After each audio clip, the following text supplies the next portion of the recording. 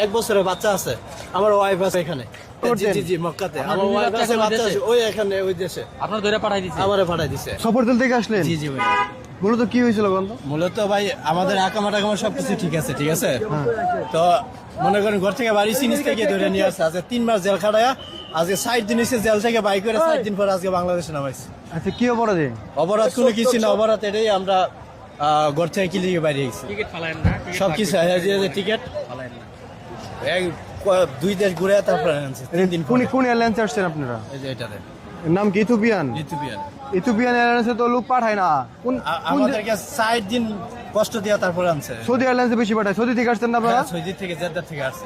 ওকে, মানে ইথিওপিয়া হয়ে ঘুরে আসছেন। 3 মাস জেল খাটার পর তারপর আমাদেরকে 3 দিন এসে ছাড়ছে। সবাই একই অবস্থা, সবার আকামা এক অবস্থা ভাই। সবার আকামা আছে। আমার আকামার ডেট আছে 3 মাস। আউট পাস নিছে, হুরুপ পাঠিয়ে দিছে। হ্যাঁ আউট পাস নিছে, আউট পাস হলো পাঠাই দিতেছে। টিকিট কাছে দেশে আইবো ওই লোকেরও মনে করেন ধরে পাঠাই দিতেছে। হ্যাঁ, এই লোকটা আমরা পাইছি আমরা। টাকা আপনি কি নিতে হয়। করতেন? আপনার লেবাজে তো কয় আপনি কোনো স্পেশাল জি ভাই, আমি ব্যবসা করতাম। আমার সব আছে। আমার 1 বছরের বাচ্চা আছে, আমার ওয়াইফ আছে এখানে। সৌদি আরবে ব্যবসা করতেন? জি জি মক্কাতে আপনার আমার ওয়াইফ বাচ্চা আছে, এখন বাচ্চা ওই আছে ওই এখানে ওই দেশে। আপনার ধরে পাঠাই দিছে? আমারে পাঠাই দিছে। আমার বাচ্চা ছিল আমার কাছে, আমার বাচ্চারে ওর মার কুলে দিয়ে আমার গাড়ি তুলে নিয়ে আমি আসছে। শুনছি এই বিষয়টা, আমরা শুনছি। ঠিক আছে, আমার সে আমি 3 মাস আছিলাম জেলের ভিতরে, সে আমি 3 মাস এতদিন থেকে এতদিন কেন ছিলেন? এতদিন ওর সাথে আমি তর্ক করছি যে আমার তো সবকিছু আছে, আমার ফ্যামিলি আছে, আমি আমার জিনিস ভালো না থাকলে তার আমি ফ্যামিলিটা নিছি না। আপনার 2 বাচ্চা কই এখন? এখন মক্কাতে আছে। আসবে কবে ওনারা? ওনারা ঈদের পরে চলে আসবে। এখন তো সমস্যা, ঈদের পরে আমার ব্যবসা আছে তো ওইটা কিছু ব্যবসা দেখাশোনা করে? ওইটা করে ঈদের পরে চলে আসবে।